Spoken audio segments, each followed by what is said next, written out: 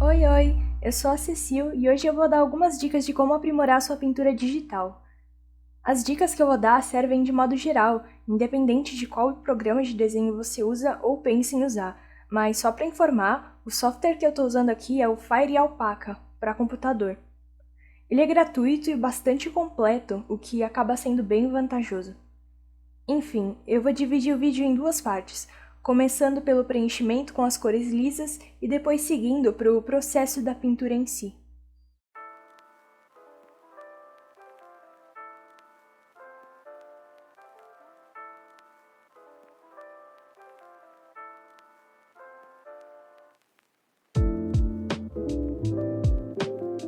Antes de tudo, é recomendado você preencher o que você vai colorir com uma primeira base para não deixar nenhum espaço, nenhum pontinho em branco, que muitas das vezes você acaba nem percebendo que está lá, e também para poder aplicar melhor as cores.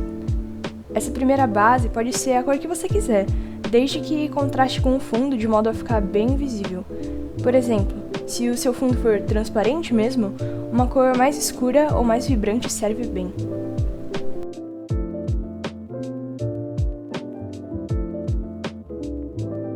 Para trabalhar em cima da sua primeira base, você pode prosseguir de duas maneiras, com uma camada só ou separando em várias. Para você trabalhar com uma camada só, você ativa esse comando de proteger alfa. Quando você seleciona isso em uma camada, significa que pode pintar por cima dela sem ultrapassar os limites.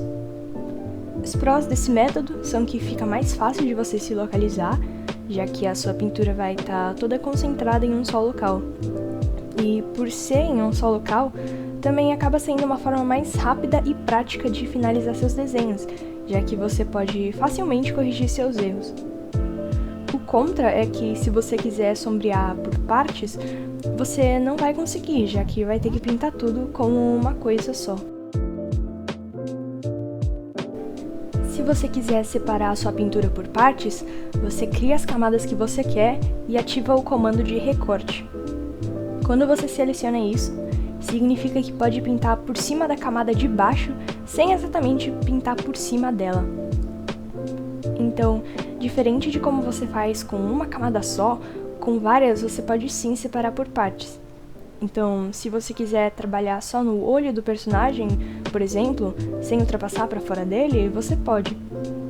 A desvantagem desse método é que quanto mais camadas você utilizar, mais difícil vai ser de se localizar entre elas, podendo até chegar a travar um pouco. E também é preciso tomar cuidado, porque não é todo programa que vai aceitar uma quantidade ilimitada de camadas. Particularmente, eu adoto mais o método de várias camadas hoje em dia, porque apesar de ser difícil de se localizar e tudo mais, eu gosto de trabalhar com a divisão da pintura em partes menores e não como um todo. Mas isso vai de pessoa para pessoa, é importante testar diferentes maneiras para ver com qual você se identifica mais.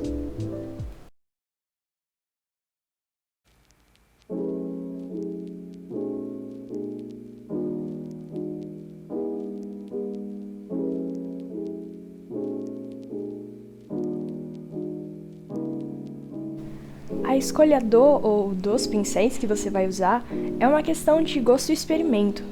Também depende muito do programa que você vai usar. Você pode usar os próprios pincéis do programa ou, se ele permitir, você pode baixar da internet e passar para ele. No Fire Alpaca, eu gosto bastante do pincel de aquarela que já vem quando você instala um programa, que dependendo de como você configurar, ele mistura as cores muito bem e dá uma sensação mais fluida para o desenho.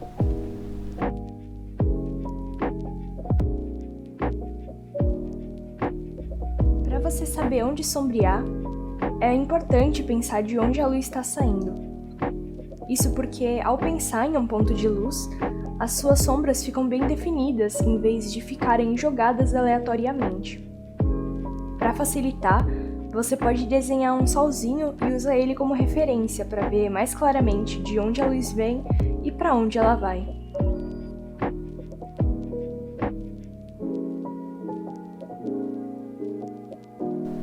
Uma boa dica para a hora da pintura é evitar sombrear com tons pendendo ao preto e clarear com tons pendendo ao branco.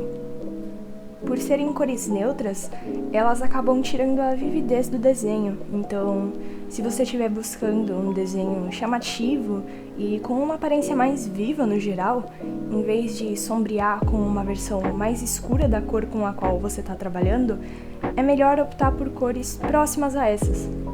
Por exemplo, se você está trabalhando com um tom de vermelho, busque sombrear com tons de roxo, laranja ou até amarelo, em vez de escolher um vermelho mais escuro ou um vermelho mais claro.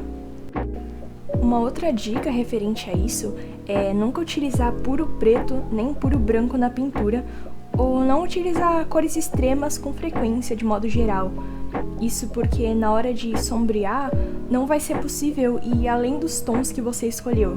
Então, vamos supor que você escolheu colorir uma camisa com preto. Você não vai ter como fazer as sombras e não vai ficar tão legal quanto poderia ser.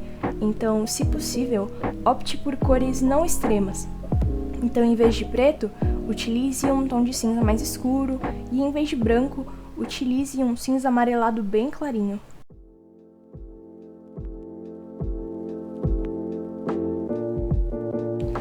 Dependendo do modo que você escolher a sua camada, a iluminação dela pode ter diferentes efeitos.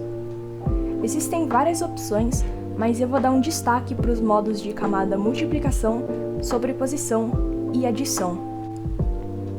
Se você estiver trabalhando com uma camada só, a multiplicação pode ser bastante útil. Em vez de você ficar escolhendo cores para sombrear cada parte do seu desenho, com esse modo de camada você pode escolher uma cor só e ir diminuindo a opacidade até chegar em algo que te satisfaça. E se você quiser trabalhar com outra cor além da escolhida inicialmente, é só ativar o modo Proteger Alpha para trabalhar por cima unicamente dessa camada e trocar a cor de forma rápida. A sobreposição, por sua vez, dá um impulso ainda maior de vividez para o seu desenho.